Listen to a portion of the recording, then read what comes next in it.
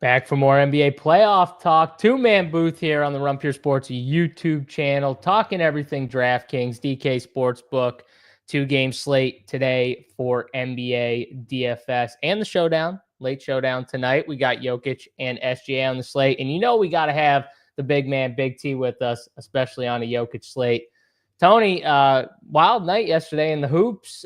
Jason Tatum getting the old Achilles, most likely, probably done, and that sucks for the Celtics, but pulls into the craziness of the NBA playoffs, where it's just like everything's up for grabs now. It feels like every team is on the board, has a shot pretty much, besides probably Golden State if Steph doesn't come back. So, it's a crazy time, but maybe we can find some edges. Hopefully people got in on that 22-1 when the Pacers, for the East, I think we got the Pacers at 22-1 to win the fucking East. So hopefully people got in a week or two ago when we gave that bet out on the show. And maybe we'll look at some bets in a little bit and see if there's anything that sticks out to you. But how you feeling here on a Tuesday? Man, everything's coming together for basically everything we've said on the shows. I'm not even choking our own chain, but I mean, even with Tatum was having the best game of maybe ever in the playoffs for him, and they were still going to lose that game when he got hurt. I mean, New York they were up 10, or they were up a good amount when he went down. I mean, they were going to win, which is insane, man. New York was going to be up 3-1 on Boston. And it goes to the point that when I bet, you were on the other three. You weren't like on Boston either, though. I didn't bet either side of the series. I just didn't bet it. But it goes to the reasoning, though, which is why I bet it in the first place. We said it all playoffs. First of all, the price was enormous, which it shouldn't have been that high. Second of all, injuries. You got to get through the playoffs without injuries. Boston's always been one injury away from something like this. It's just crazy. They might have lost the series even with them. I mean, what's funny though, Tony, is we always bring up injuries, and everyone makes fun of us for it. Is the funniest part.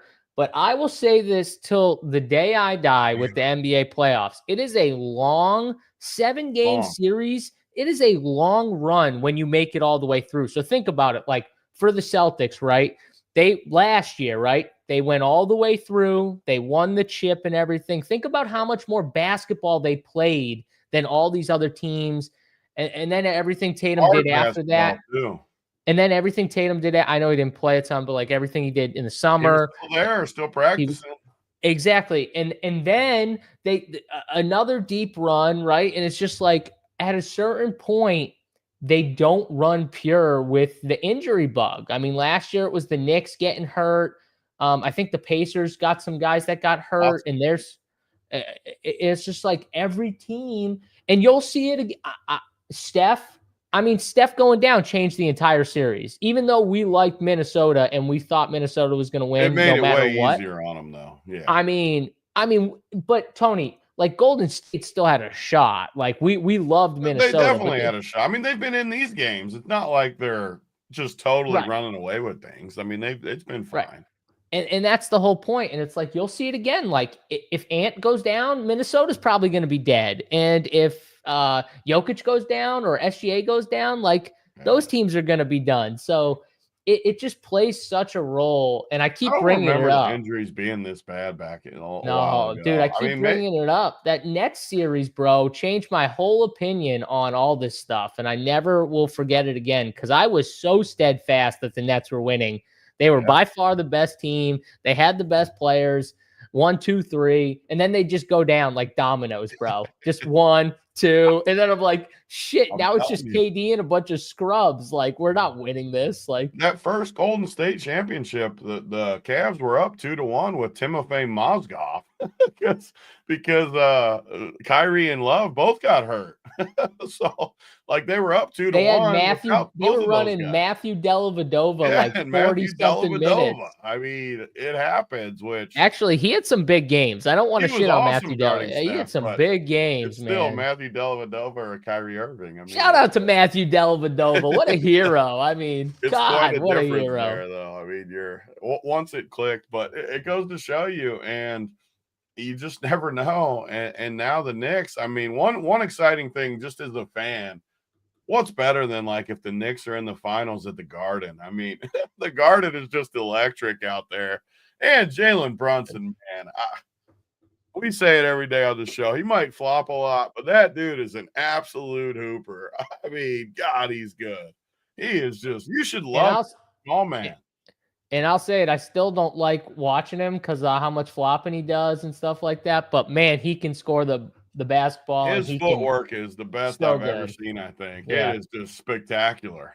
It's so good. I'm probably so good in that game. And that's what we said yesterday on the show.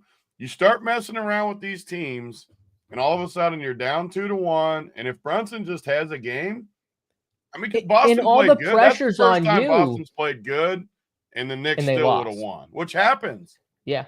And all the pressure's on them too at that. All the pressure. Like normally when you go down 2-1 or all the pressure is now on the other team. It like flips almost no matter what. But like in that, all the pressure was on them. Like all of the pressure. So yeah, YSN, I did say it's the best I've ever seen. Who has better footwork? Who's got better footwork? YSN, make fun. I didn't say the best player I've ever seen. I said the best footwork I've ever seen. I think he's got the best footwork I've ever seen for a guard at his size. Well, I've never bigs. Yeah. So yeah, I've never seen a guard at his size with better footwork than Jalen Brunson. I'll just say that. So yeah, he just says you're reaching a little bit. Like, okay, I mean. I don't even think I'm reaching. It's like me saying Jokic is the best big. I don't think I'm reaching on that either. Okay, Kyrie's a better dribbler. No, bro. Kyrie's got the best dance moves, and I say that in the most respectful way ever. He's got the greatest handle. He doesn't play off 2 feet. He's got the greatest handle I've ever seen in my life. Like the greatest handle I've ever seen. Him and Steph Curry, when they dribble the basketball, it's like they're the like best insane. Ball handlers. They're the best creators. It's insane. If you watch the like pre-workouts too, when they're like dribbling and stuff, it's just crazy the stuff that they pull off. But they got that thing on a string. Yeah, Kyrie's footwork is great too. I don't even like, and you nitpick and you're like, you can't say that, and then you name Kyrie one guy. Like, I mean, I don't. Okay, so where's he at in your mind? YSN, does he just suck? I don't know. Like, what are we talking about? Yeah, Dude's like 6 foot tall. He's like the second best in YSN's mind, and Kyrie is number one. Like 6 foot tall on top of it. I'll give him this though. Like Kyrie's a good pull, Tony. Like Kyrie's a good pull. First of all, my Wi-Fi in my house is called Uncle Drew. I love Kyrie. Yeah. You're talking to the big. You're Kyrie talking to the wrong guy for. I love Kyrie. I'm the original. Go pull my tweets from when Kyrie came in. He's top. He said he's top 5. I mean, that's fucking pretty. What are we laughing about then? Like, I don't. That's pretty good. That's pretty good. I don't know. The point being of all, Jalen Brunson's freaking amazing. The flopping I can live without too, but my God, he is fun to watch. I mean, he's just different too. Because he doesn't have. He doesn't have that like Kyrie like shimmy type like where he just looks like tall and kind of like fat. And he's but he uses his size, his shoulders really well. Like he never gets blocked. I mean, don't get me wrong, he gets blocked sometimes, but he's 6 foot tall. Like it's just I'm rooting for the Knicks. As far as like a team that I like how they play. I like how Indiana plays. I think that if that's the Eastern Conference Finals, it'll be a fun series just to watch. I'm obviously going to root for the Pacers since I have those 22-1 tickets now. So I'm obviously more rooting on the Pacers side, but it'll definitely be a fun series. I might even hedge some on the Knicks because at that point, if you do have these tickets, you should probably hedge a little bit. Let's pull up the odds real quick right now, Tony, because I want to look because what are the Knicks to win the East now? They got to be good now. Well, they got to be favored, right? Have to be. Over the Pacers, you think? Just because they would have home court. Let's see here. So the Pacers. Okay, so the conference winners here. The Knicks are plus 130, plus 135 on DK Sportsbook. The Pacers are plus 180. The Cavs are plus 425. It's probably not a terrible idea, Tony, if you have those big tickets on the Pacers to win the East, to maybe put a little bit, even if it's just to cover your bet. Like if you put $100 on it, maybe put $100 or $200 on it. on the other side. And then you're just playing with house money at that point. You can root on. Still got to get one more win in both, though. That's true. I mean, you can wait. I'm pretty sure they're both going to win, but it wouldn't be the craziest thing ever for Boston to still win this thing. Well, do you think Boston at plus 950 is a decent? I mean, they're not going to win I guess the East is a different story. They're not going to beat it. They're not going to beat New York or Indiana, but not without Tate. Unless somehow it wasn't. Did they say officially it was the Achilles?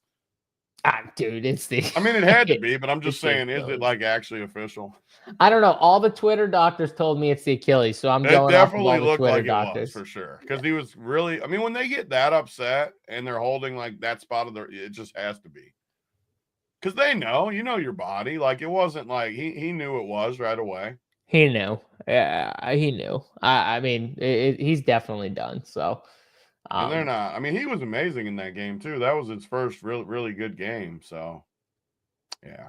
I mean, yeah, they want to do an MRI this morning. So, I mean, I'm sure we'll know in the next probably like 2 hours, probably 3 hours. Take my Nuggets fandom out too. If it's Indiana and New York and OKC and Minnesota, dude, that's a great match.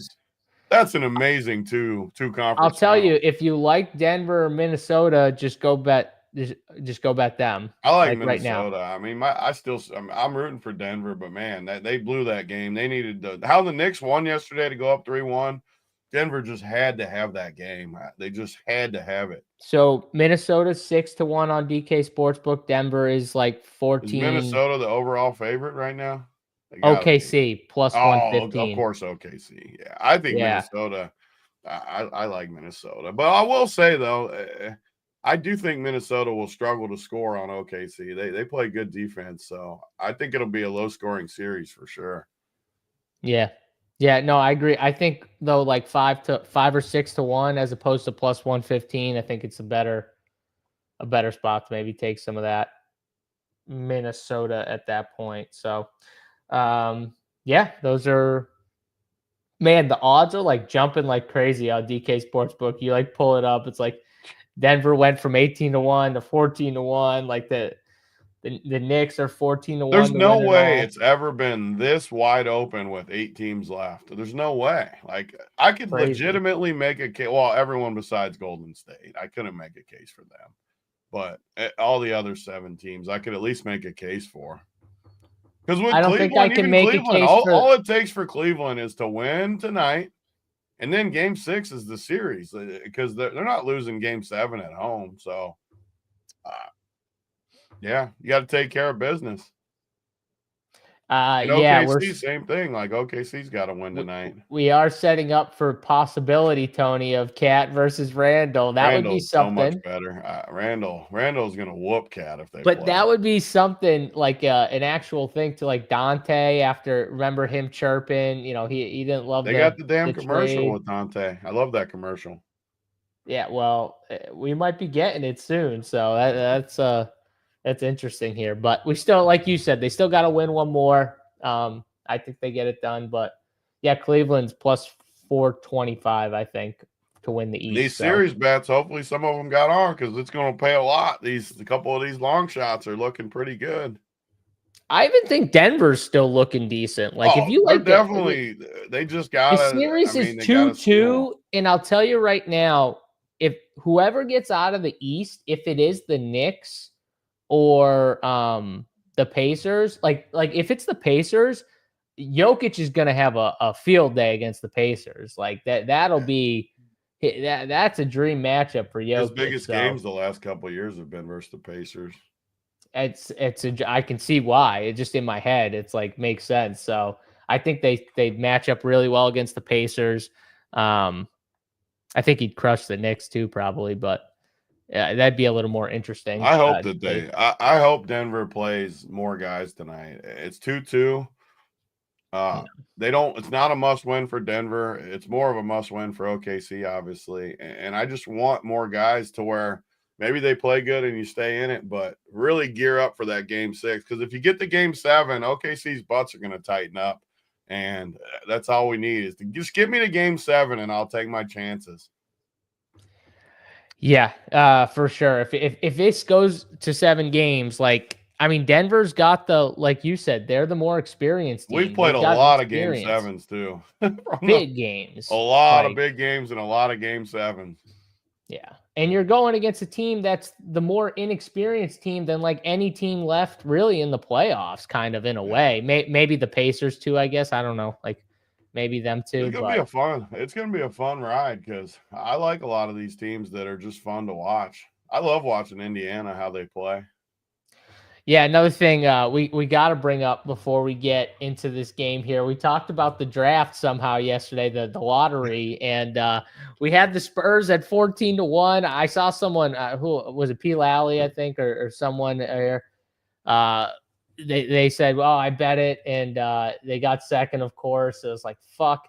Of course, we got the conspiracy theorist Tony Niehaus himself sending out tweets, fucking 50-1.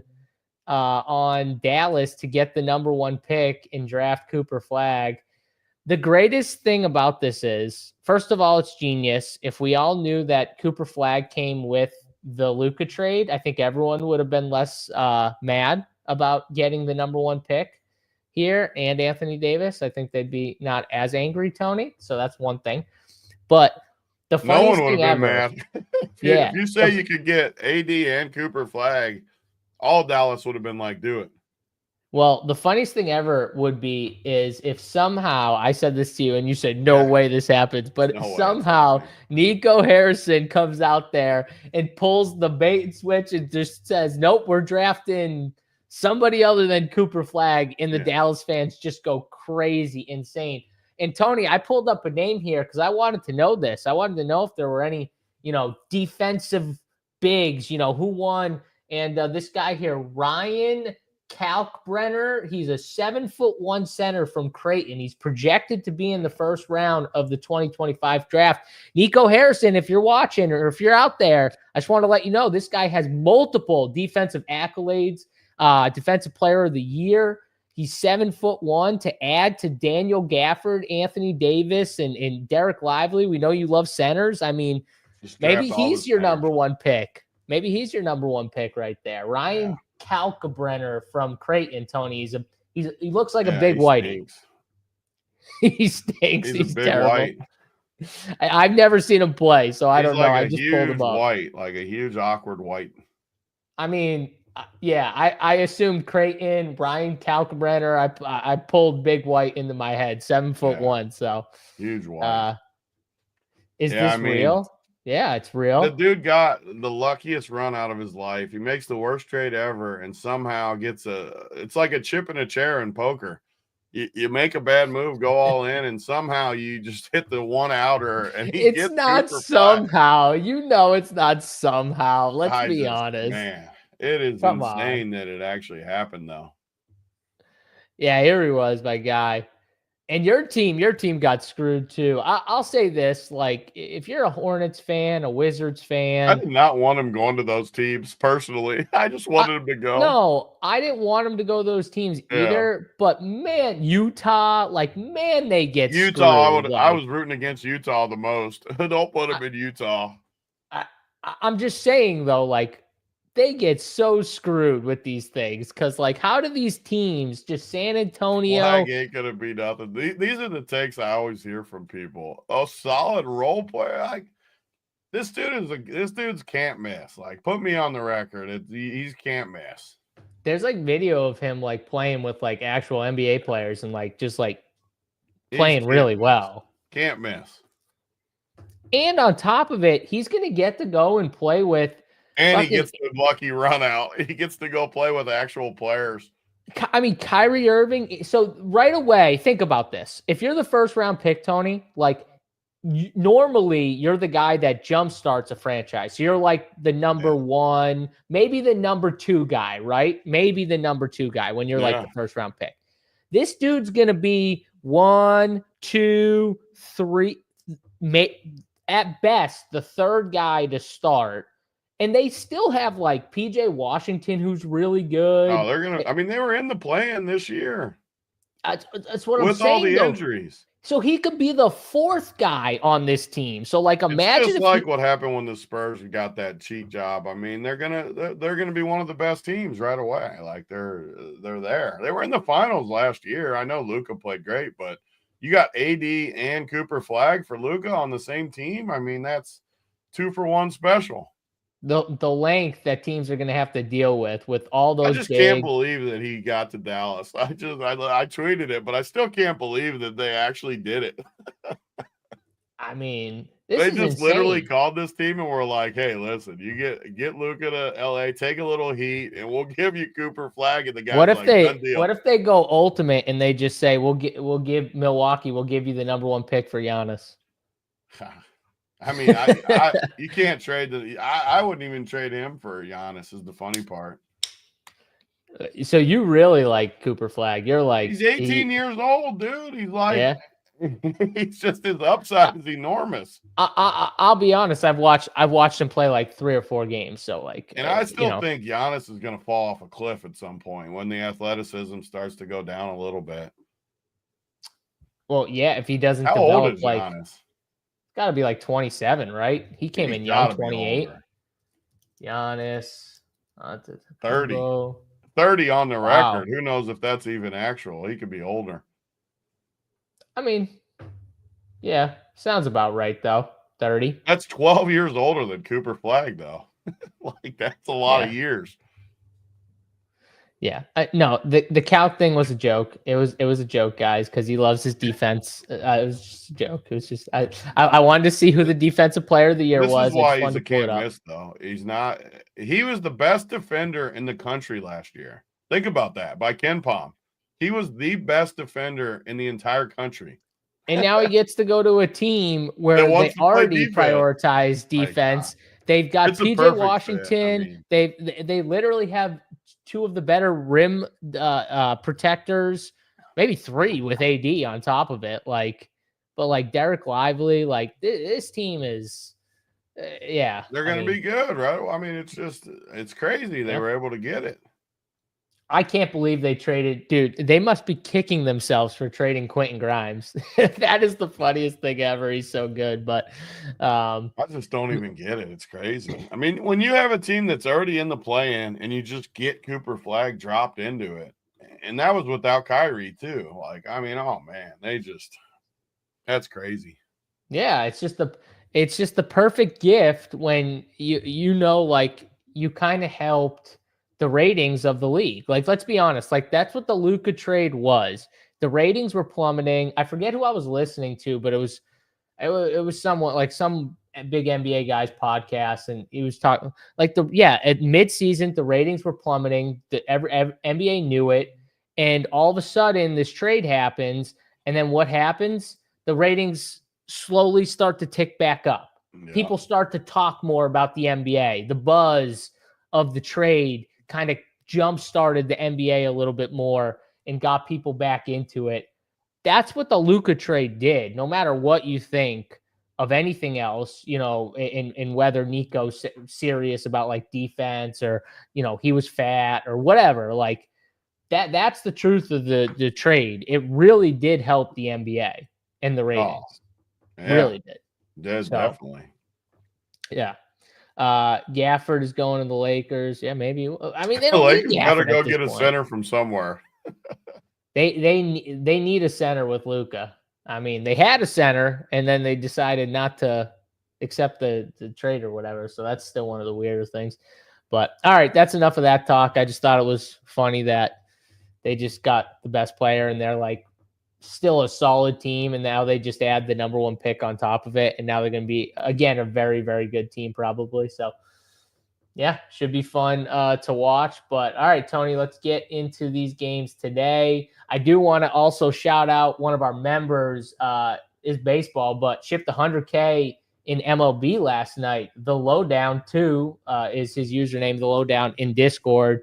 I'm sure if you're a Run Pure Sports member, you probably have seen him before. It's because he's been a member for a very long time. I don't know how long, but I remember him being in here for a long time, Tony. So it's great to see, longtime members. hit for 6 figures, and he did last night. He shipped 100K. And the team, we were kind of talking about it before, like his team was just it was a 5-3, and it was Royals and Yanks. So 5 Royals, 3 Yanks. Not a crazy team. Shipped for 100K.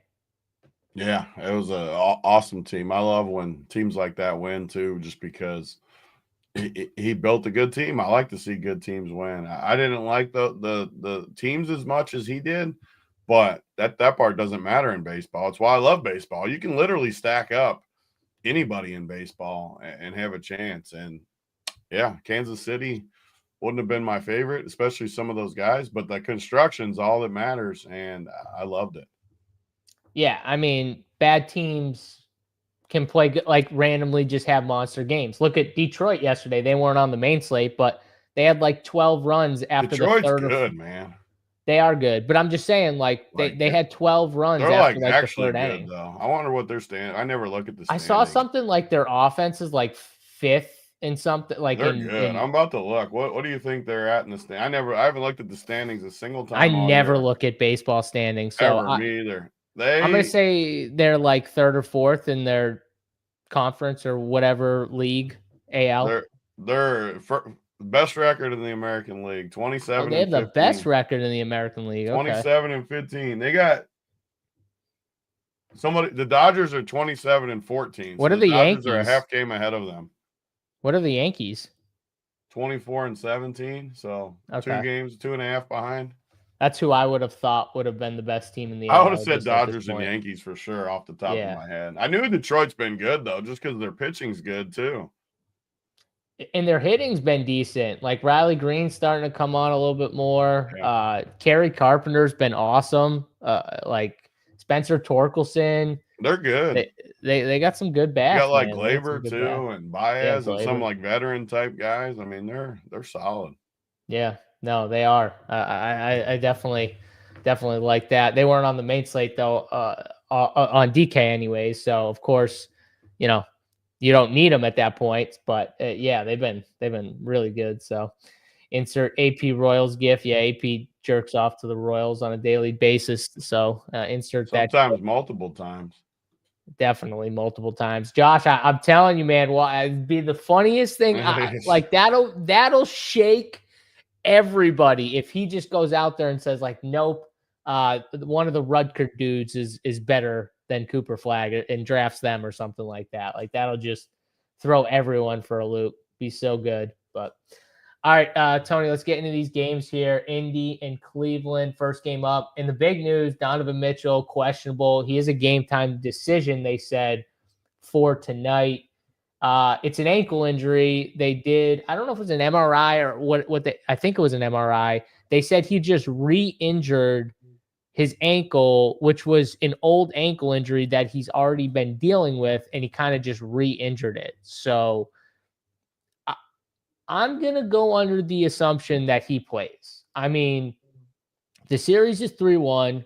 They're at home, but this is do or die time, right, Tony? Like, you win or you go home at this point. And Donnie Mitchell, to me, doesn't seem like a dude, even if he's like 70% or 60%, he doesn't seem like to me a dude who's just going to sit on the sidelines as long as he can suit up, Yeah, I mean, I think there's no way he sits.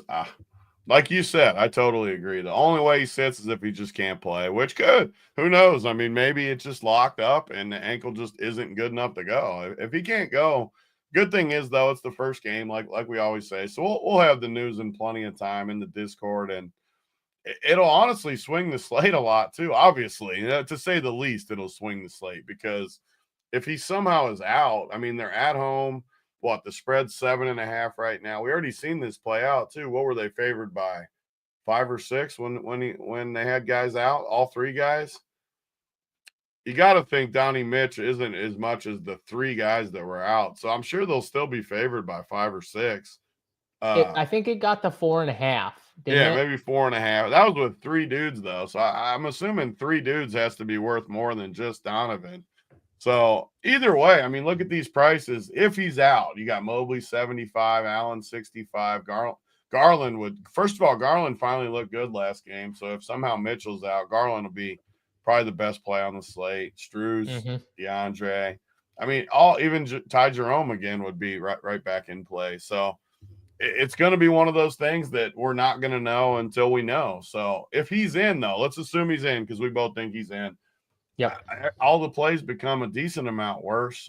I mean, he's going to have all the usage, which would make me want Donovan Mitchell.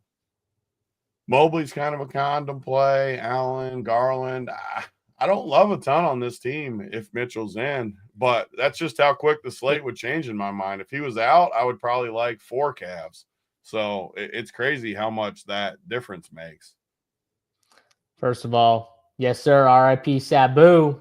And boom. You were talking about that yesterday.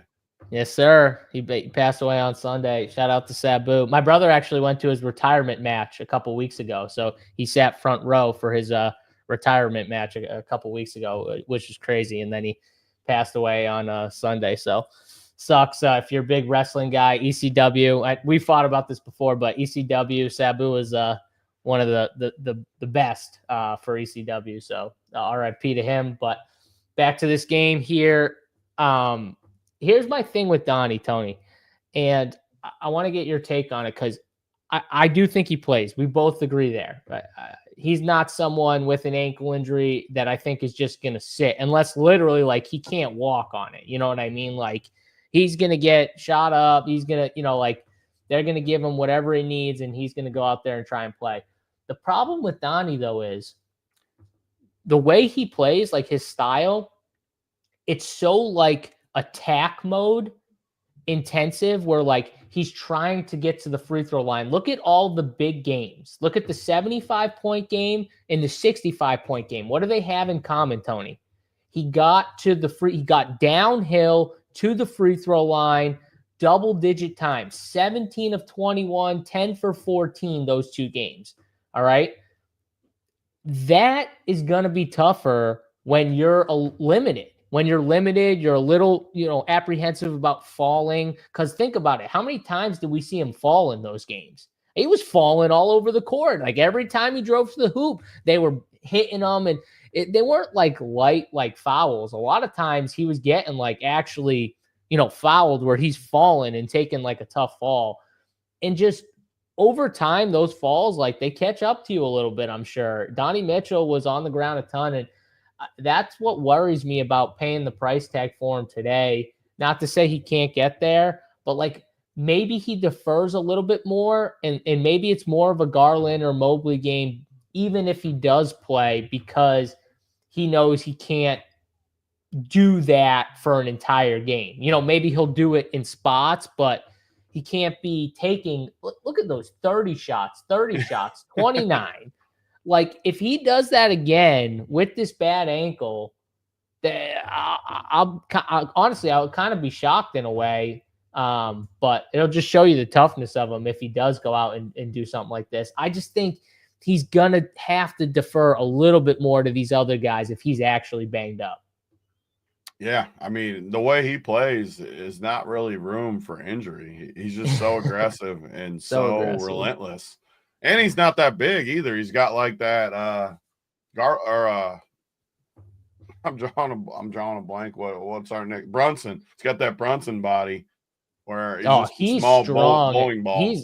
He's strong though, Donnie. He's very strong. Super strong. And he's a beast. Yeah. So it'll be interesting to see how they I think Indiana might just close it up tonight. So like this Philly dude in the chat says Pacers gift them a game. I kind of think the Pacers might just shut her down tonight. I think the one game was I think Indiana's just good. And they're so deep that they can just run bodies at you. I'm looking at 7.5 and plus 225 on the money line. And I'm just like, oh God, that is with the uncertainty of Mitchell too. Like we think he's going to play, but that doesn't mean that they're not just going to sit him. Like it wouldn't be the craziest thing in the world. And I do think Cleveland at home, I think they're going to get some favorable calls. I think this game is going to be, I don't think there's a blowout from the Pacers. Like, I don't think they just blow the doors out like they did last time. Like, think about it, Tony. You just never know in these series, though. When teams quit, they quit. You think they don't have any heart? You don't think they I mean, they lost by I mean, that game was it was like 50 it was like 90-40 at one point. Do they got that? That's my question though. Do they? And these are the spots I think you can take advantage of in betting. Like, do they have the heart with 4 guys injured now that to get beat like that, knowing they're down 3-1, knowing Indiana is deep and physical? Do they have the fortitude to dive in there and come back? Well, if Donnie goes out at any point in this game, no, that'll take the sales right out of them. They need Donnie, even if he's just like a smoke screen, even if he's just a decoy out there, and he doesn't like, and he can't go like as hard because he's not like fully healthy. They need him out there. He's the guy that gets that team going. He's the guy that gets Darius Garland going. So I think, and Evan Mobley on top of it. Like, if he goes out, you can't, like, I don't think you're going to be able to lean on Evan Mobley to win you this game by himself. Like, Donnie Mitchell could do that. Darius Garland's got the talent to do that. He could do it. He did look healthier last game out, so maybe it's a spot where, and I think this is coming to my point of like, and I could just be totally off here, and maybe Donnie comes out and has a massive game, but I think if I have any interest, it might be in the others for Cleveland, or maybe just low on Cleveland in general. But I don't think I'm going to play Donnie here. I he's been awesome in the series, but I think this is going to be the spot that I get off Donnie. Could just absolutely punish me, but that's good. I'm going to go with that take, Tony. Is I think I'm going to be lower personally on Donnie tonight, and hope he's not 100%. Even if he goes out there and plays like we think, like he just has a modest game. You know what I mean? Like, and we go somewhere else. So the question is then, like, Halliburton hasn't been good from a fantasy perspective really since game one. Game one, he had a great game, but since then they've been really trying to stop him and make all the other guys be good, be really good. And you've kind of seen it, right? In certain games, like Miles Turner has been awesome in this series. TJ and Benny Mathurin have had games where they've been good. Obi Toppin last game was amazing. Like Cleveland wants those guys to be the ones that beat them, not Hallie. Andrew Nemhard's had some games like, and they've done it. So maybe that just sticks, Tony, and maybe the Pacers, others besides Hallie, continue to get it done. But I assume he's got to be low owned. And if we're lower on Mitchell, which I don't know, I want to get your take on if you're just going to be lower on him. But if we're lower on Mitchell, is Hallie in the pool, or are you just going to spend up at the next game? Yeah, it's tough with the way he's looked. And you get to a certain point in the series where you just wonder, like, if he's okay just deferring too, which he kind of naturally is. But I know like, he is. I agree with you where the last couple of days I've kind of just found myself in the mid-range a lot where, like, Benny Math and TJ were mid threes for a while. They've been playing better because of blowouts and they were at home too for a couple games, all this stuff. But now they're in the middle of 4Ks. We talk about it all the time, but 4Ks and 3Ks, big difference. All of a sudden now you need 25 from these guys. I don't know if they got 25 on the road in them. Obi, he's at least still cheap, but I like him better at home. But you got these guys, though. These are the guys that I think stick out. I hate Pascal, believe me.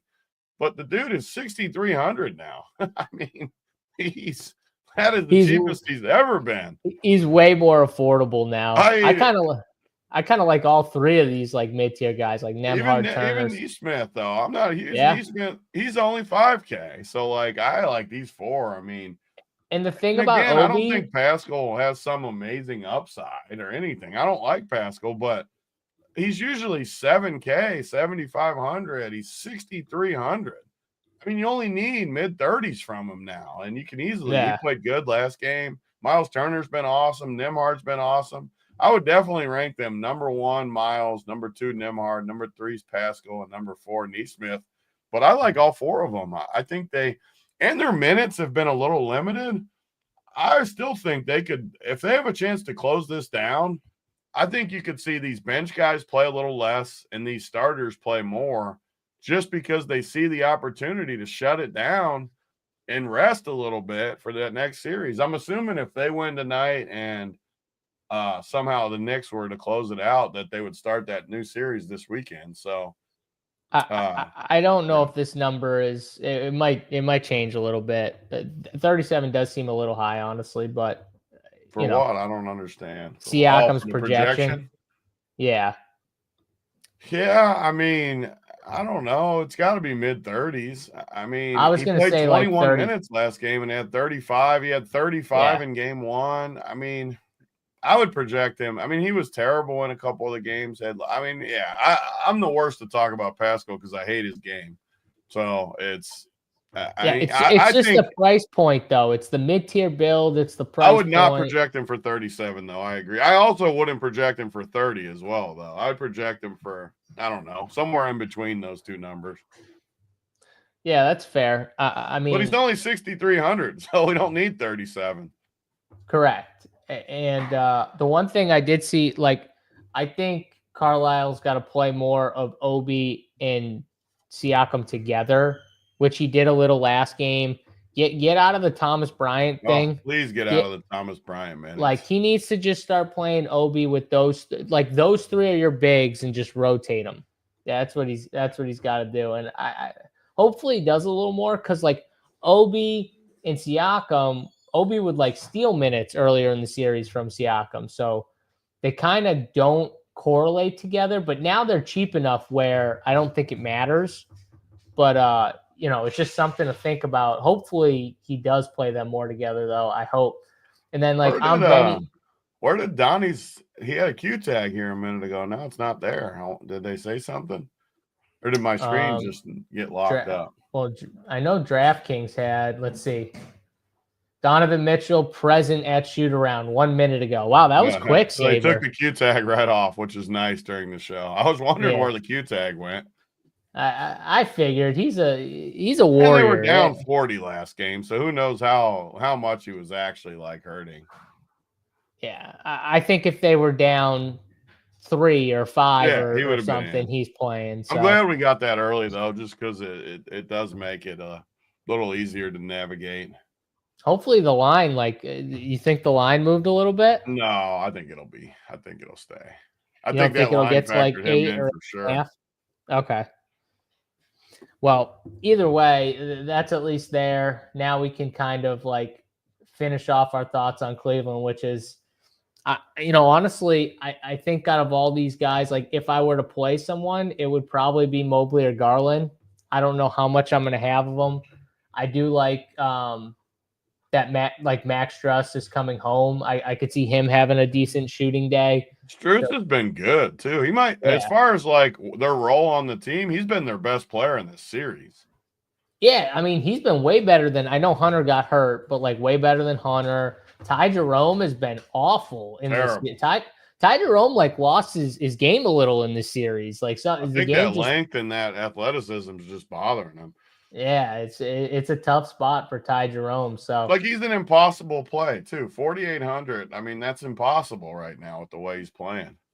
Yeah, the only way he's gonna is if like guys get banged up and leave or something like that. That's the only way he's gonna get like more runs. So I think it's just between Struss, Garland, Mobley, and I'm probably not playing like a ton of Cavs on one. I'm probably not playing like 3 Cavs. It's probably like 2 max if I play Cavs. So final thoughts on them, Tony, before we move? No, I think I'm definitely, now that Donnie's in, I'm not going to be high on this Cleveland team, but you never know. It's a 2-game slate, and OKC, as we get into the next game, is definitely, if I'm totally looking at it without my Denver blinders on, I mean, if they play good, they should win pretty easy tonight as long as they play good. But it's just interesting. I mean, these 2 gamers, I always think, especially tonight, where both of these games, in theory, could blow out. Like Cleveland is in a blowout spot just because, and OKC's in a blowout spot.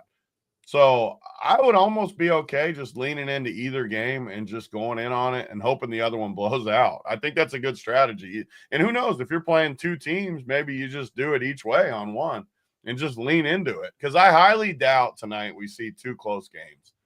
Like, I don't know which one it's going to be, but I would bet that at least one of these games. I feel like OKC is probably in the best spot to just blow the doors off. Yeah. But I mean, like the line's the line's 10 right now. Well, I want on Denver DK. to play more guys tonight, even if it costs them the game. Save the legs a little bit for games. Load up for game 6.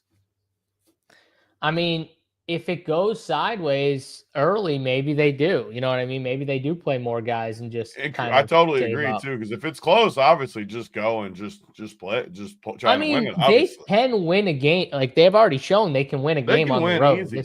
They're gonna need Jokic to have a game of his life, though, like he did in game 1. I will say this though: if you just in the playoffs, if you just start betting these big dogs, even on the road, these big dogs, like you made a fortune. You made a fortune in round 2. It's been a really good round for the bets. Oh my God, the dogs in round 2, these big dogs. I always bet the money line too, which is I know a lot of people don't, but I just bet it because I like it. I like the pus juice.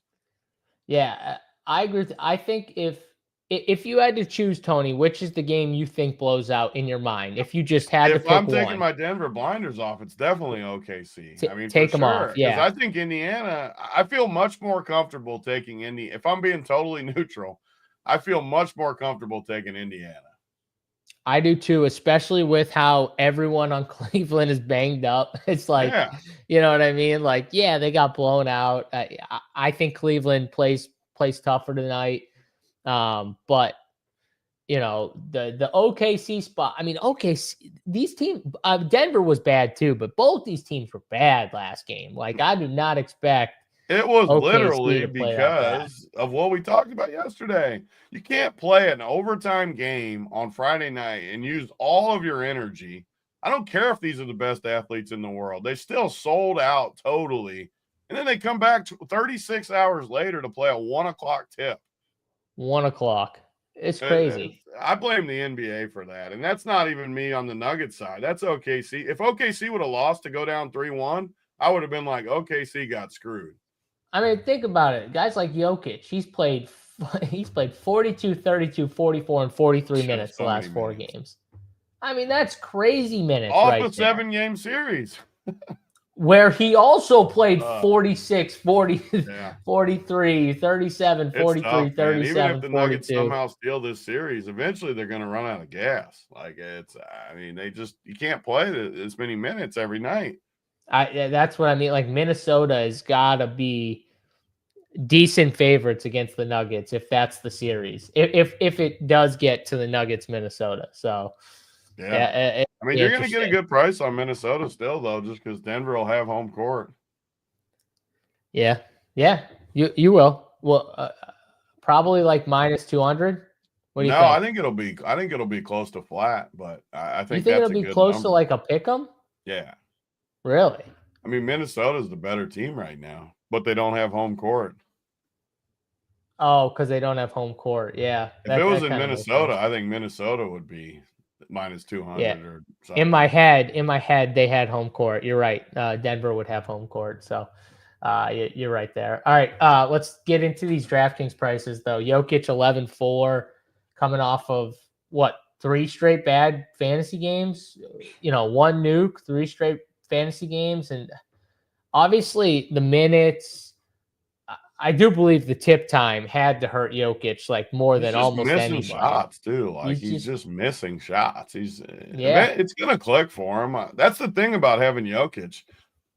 If he just plays the game of his life, I mean, you always have a chance. Well, think about it too. Like the last slate, right? If everyone played the last slate, the Denver game was obviously first, right? So Jokic goes out there, gives you like the 54-7, whatever he had, 57. You're probably sitting there going, fuck, I played Jokic. Like I'm probably dead. You know what I mean? But then Cleveland and Indiana just blow out. And then Jokic Halliburton and Donnie don't give you anything. They give you 20 and 24 fantasy points or 16 fantasy points for Donnie, whatever it was. And Halliburton had 24. So instantly you go back to like, oh shit, Jokic outscored SGA, Donnie, and Hallie by a good amount too. And he only had 57. Oh, sweet. I played Jokic. Yes. Like you're back to happy you played Jokic. So it's just funny how things work. And on these 2-game slates, I'll just say it, like anything like that can happen. That's why I don't like making rules. Like people ask me in the Discord sometimes, like, can I play, Jokic and Murray together, or Tatum and Brown, or, Brunson and Cat? And I'm just like, yeah, because what if the other game blows out and your game is the only game that's close and competitive, and both those guys, have good games, and the other game, all the top dogs suck. Like that happens in 2-game slates all the time. So I like your theory though of like just forget blowouts for a second, the 2-game slate, and just pick the game you like the most and just go in on it. Like go heavy on that side. Yeah. I mean, they have bumped some of them. I mean, because like, what was Jamal the game when I was just bewildered? 66 or 68 66 or 68. Yeah. Yeah. I mean, to see, and now he's back to where it's at least reasonable, 74. Aaron Gordon was in the 5s. Now he's 62. Christian Brown's pretty much there. And then these guys are in the 4s. But like, they're still really good plays. And your point on Jokic, that's why he's just always a lock. I'm never not playing him on a 2-game slate. Like, it's just, even when he's terrible, he's getting you that kind of number, and he's got 80 plus upside, which, I mean, I'm sure some of these guys could get, exactly. And it's just, when he gets 80, you can't win without him. And when he gets 57, you might still be good with him. So it's not like he's 13K, he's still only 11K. So, I mean, I think you just play him. And then on the other side, I mean, SGA is still only 10K. He hasn't got a call all series, where I love it. Let him play. The Jokic hasn't got a call either. Let them both play. MVPs, let them earn it. Let slab rules out there. Let them play through it and whine. And there is going to be a game, though, at some point where this dude shoots 20 free throws. So, like, he keeps calling it. I mean, for me personally, with Mitchell in now, I think I just want to get as much of these two as I can. And Chet was really bad last game. He's a weird matchup just because he's so skinny. Like you said, he can't guard Jokic. He's a great off-the-ball defender, but they can also, like, Aaron Gordon's too tough for him too. Aaron Gordon can just bully him. And I don't know. I don't love Hardenstein I like way better because he's under 6K. Jalen's too expensive. I really can't get to him. And then Caruso is going to be maybe the best play of the night for me. Probably the best play of the night. I mean, 4,300. He's back home, which helps him. And I still just think they got to give him even more run. So here's the thing with Caruso. If you think it's a blowout, I think he's a bad play. If you play it like he's close. I'm just talking in general. Yeah. Yes. If you play it like it's close, I think he's a great play. I agree with you 100%. It's just how you play it. I still do think. So I always like to give them just dart plays too, because people love that about our show. I know Jalen Williams with a Y still hasn't done anything. He's played 13, 14, and 12 minutes the last 3 games, 10, 5, and 6 fantasy points. So people are looking at it like blah, blah, blah, terrible play. 2 of those games were in Denver, though, and they clearly trust him. Some of these guys haven't had that much foul trouble. What happens when Jokic and SGA get some fouls? And I think he's got upside at 30 just because he's that 3K price.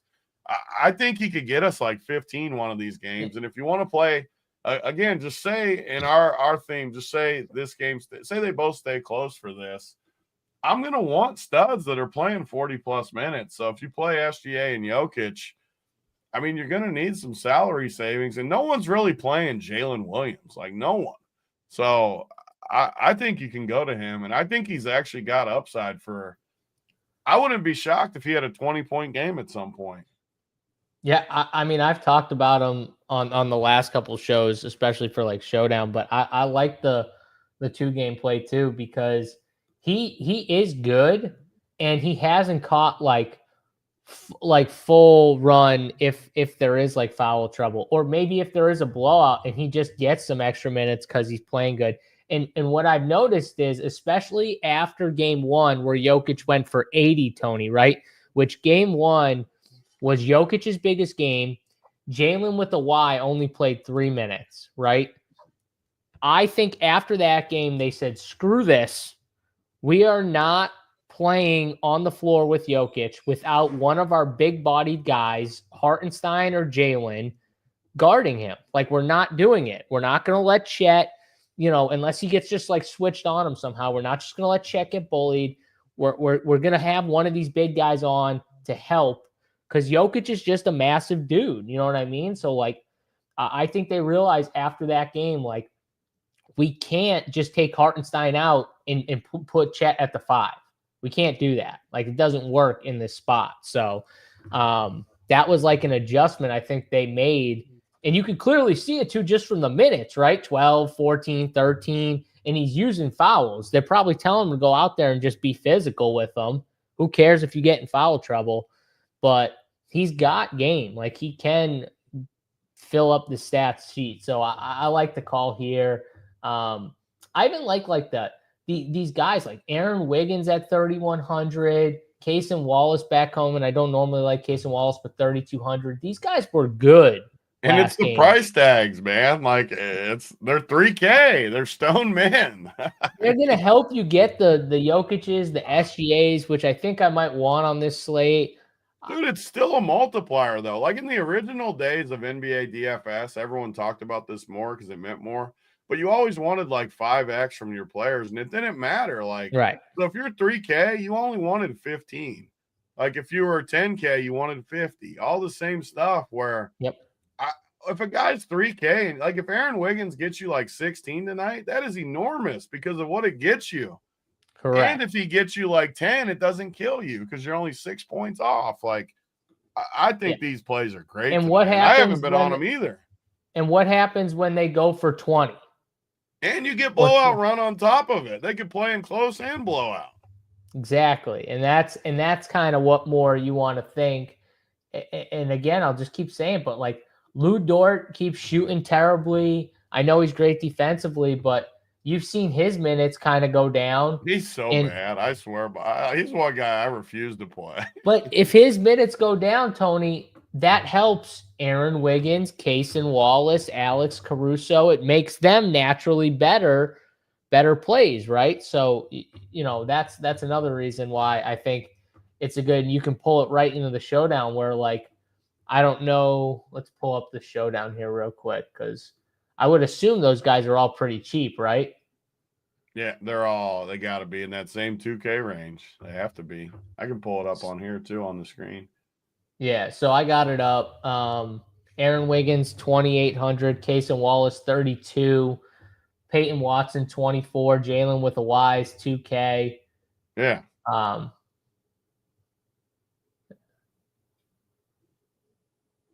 So not the 2K. Some of these guys are like Case and Wallace is 3,200, not in the 2K range. But Aaron Wiggins is in the 2K range. You got the Pacers showdown up, I think. Oh, pulled the wrong. I'm sitting here looking for the names, and I'm like, it shows you how out of it I am. This is slate. There we go. You're like, you got the wrong game up, and I'm sitting there looking at the screen like, where's these? You're like, that looks good. I'm out of it. I'm out of it. That's all right. That's okay. That's what happens. That's what happens when you get those reactions.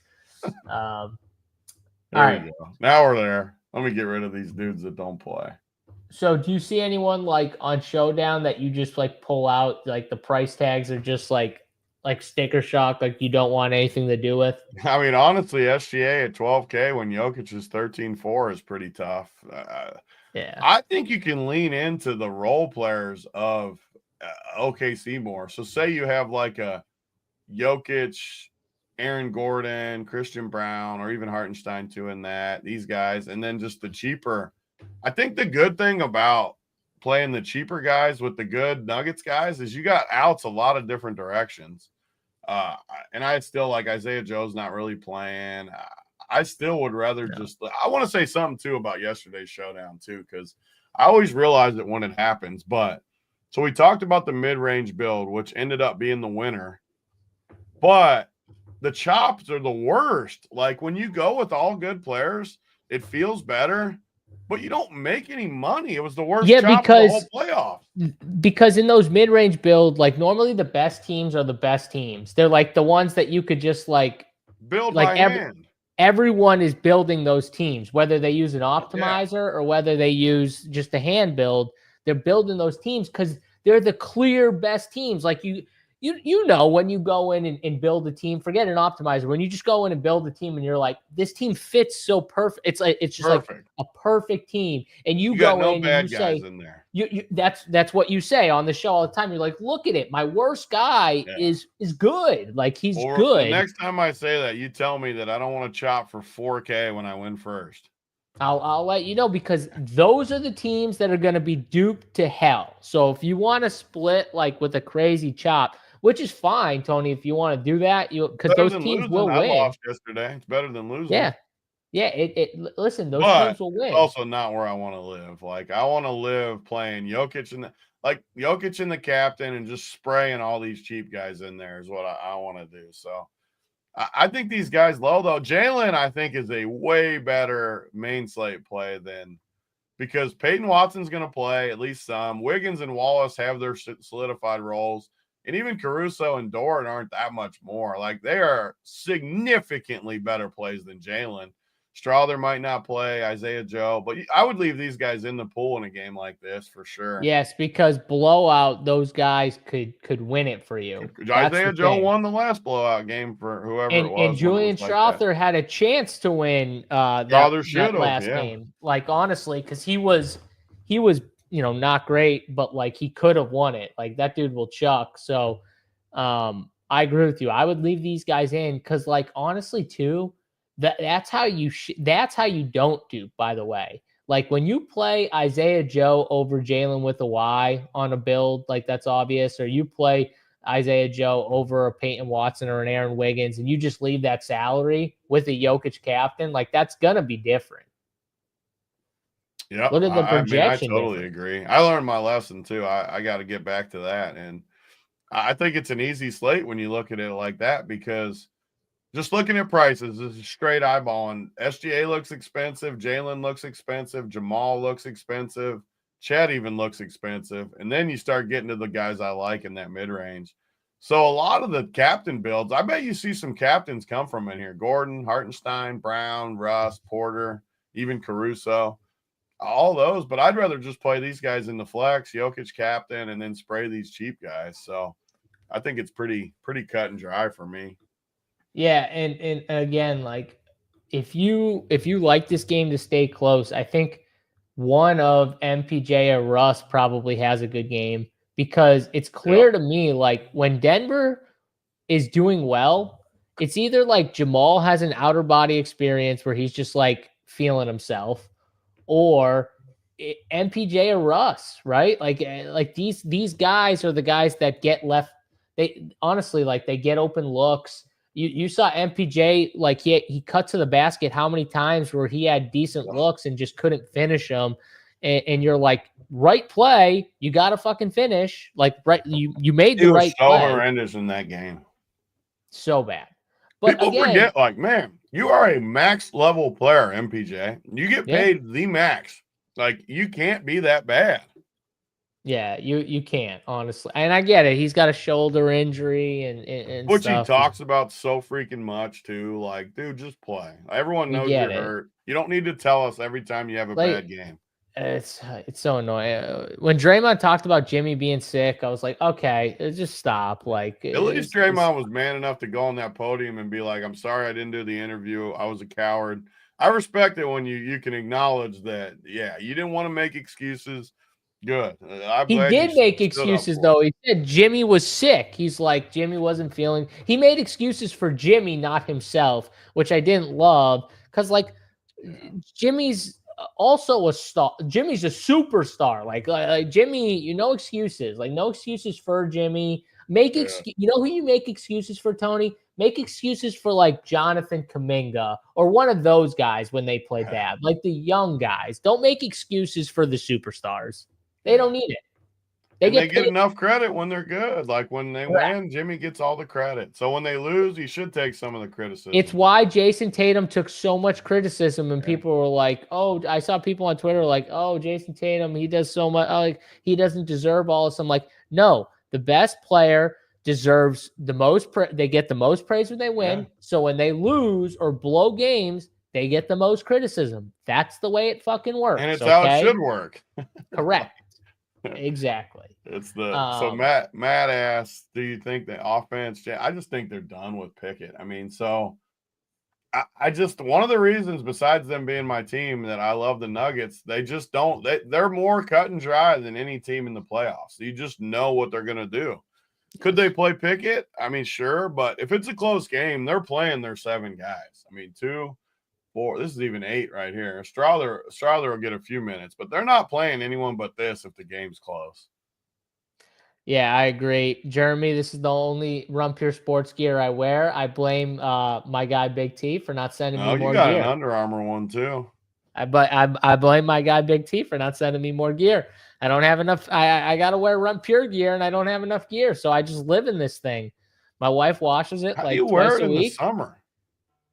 What do you mean, dude? I'll work out. I work out and like sweatshirts. You just wear pants and a sweatshirt all summer? Oh yeah, sweat hard, bro. Go hard. You never wear shorts.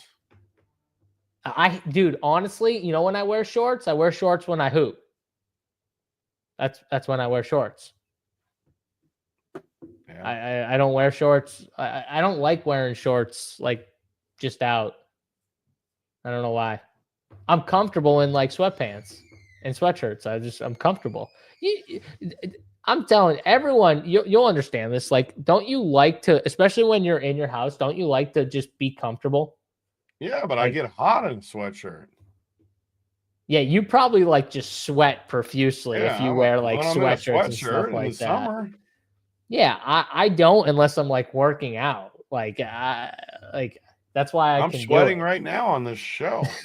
I'm sweating.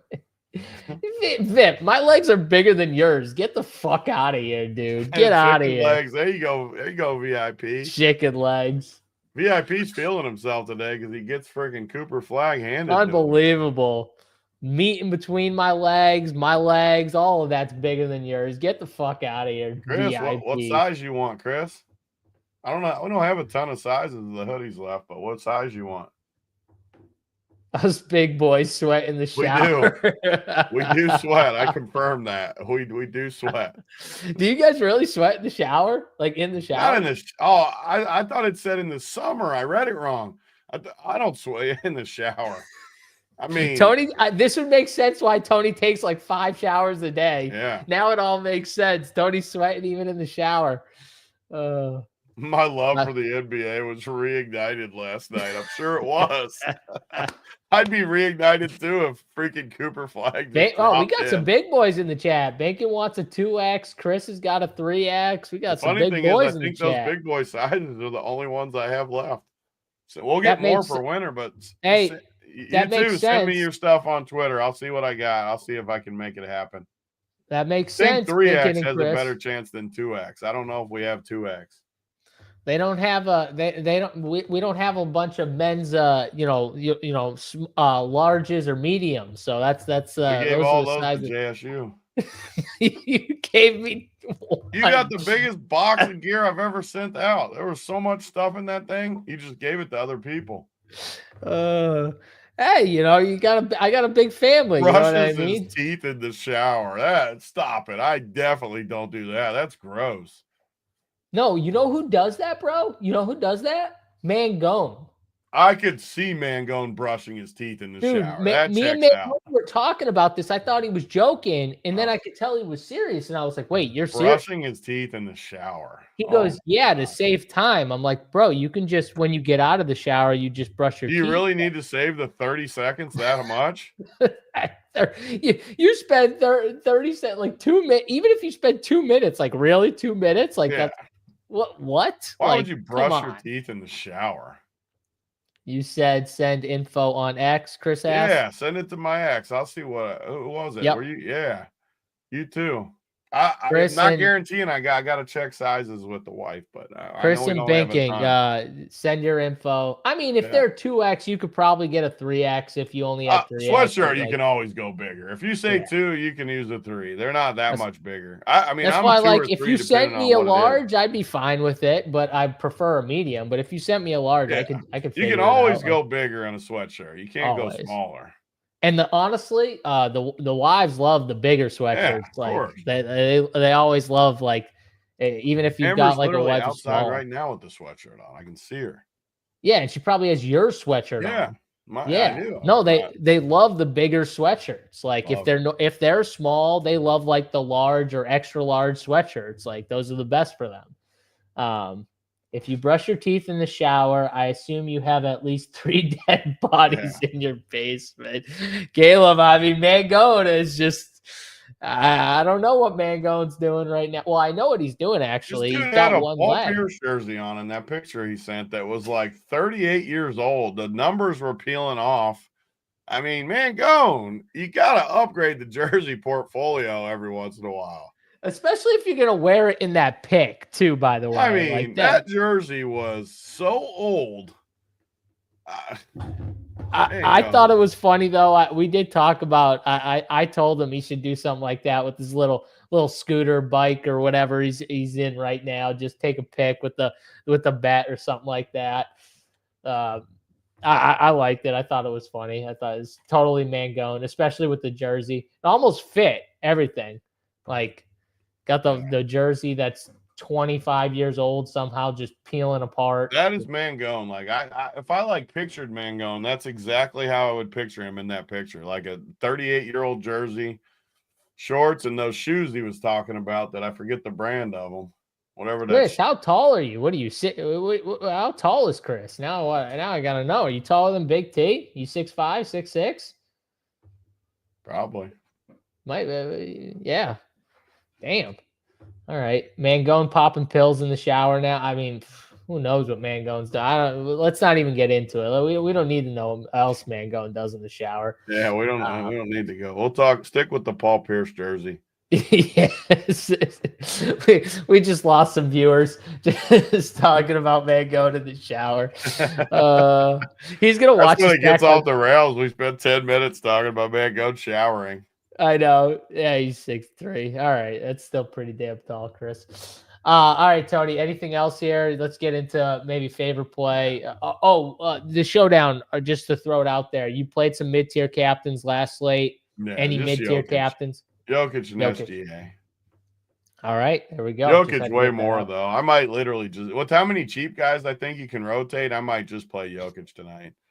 Even in a blowout, I think he could easily be the leading scorer because just say it blows out. OKC's definitely going to play their bench a bunch, and Jokic will probably stay in until that fourth quarter where he sits. So you'll get 3 quarters no matter what from Jokic. So I think that no matter what the script, I'm saying the most obvious thing in the world. So I'm not like acting like it's some crazy strategy, but I'll play Jokic. Yeah, and we've seen blowout at times obviously hurt like SGA. So like even if they're the ones doing the blowout, it can be. It's a huge blowout again. None of them are going to play the fourth, and who will have the most minutes going to the fourth? I think Jokic. And again, look at the minutes with OKC. Like they're not pushing their guys as much as big a minutes as the Denver guys are. Yeah. Like even their main guys. You know what I mean? I was shocked. I thought it was pretty telling, Tony, that SGA only played 38 minutes yesterday.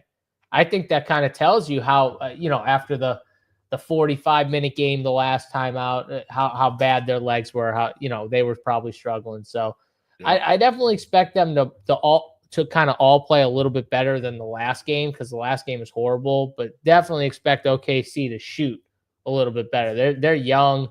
They might have needed their legs, one game for their legs, but they're probably going to shoot a little better tonight. So, yeah, we'll see on that game. If you had like your favorite play of the night, who would it be?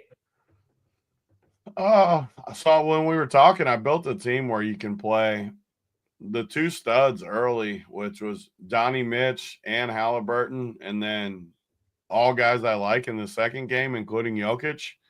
And that's a build I like. Caruso, I think Caruso would be my favorite, like off the wall. Caruso and Jalen Williams with a Y for the main slate are like my favorites. And then in the showdown, who would be my favorite in the showdown? Got to be okay. I think the OKC guys. I'm glad you said it too, because I swear to you, before we didn't talk at all about this before the show. The two guys I liked were Casey Wallace and Aaron Wiggins, just because their prices are just so nice, and I just think it fits. So, and this they is how both quick things the... change each day. I haven't been on them the whole series. I think they're like really, really good in both formats. In main slate, I'll just say them in both formats, because I think I was gonna give both. Aaron Wiggins as my cheapie, and you know, but I mean, I do like Jalen though for main slate, just not as much showdown. But I like that Aaron being said, and Jalen for main slate. I think he's honestly, still only 2K though, so I'm gonna play him. But yeah, I like Hartenstein too. I do like the Hartenstein stall. I talked about it with the four of them. I think he's a way better play than these two middles. And honestly, SGA is probably too expensive. I mean, just looking at it. I think on the main slate, I'd probably play Turner over Hartenstein, but in showdown, yeah, I kind of agree with what you're saying. So if you're brushing your teeth, why not just take it a step further and shit in your pants? Oh, there you go. There we go, Tony. That's how you end the show right there. I mean, just throw that one up there. Man, go and enjoy it on 2x speed, all your shower takes. Guys, hope you enjoyed this show. If you did, hit the like button on the video. Come hang out with us over at runpuresports.com. RPS15 is that promo code for 15% off. Get in the Discord and talk some sports with us all throughout the day. All the sports that are going on, we got you covered. Check us out. And, you know, tons of content coming up. Also, best ball season's coming up. Tony's most hated season of the year and my favorite season of the year. So come hang out and draft some teams with me, because I will be firing in just about every contest. Tony will not. So make sure you send him all your teams once you're done drafting and ask him to grade it. Okay, that's all you got to do. He will not be drafting with you, but he will grade your drafts if you send it to him in DMs. Good luck in your DraftKings contest and bets. Until tomorrow, for Big T and myself, we'll see you guys then. Bye.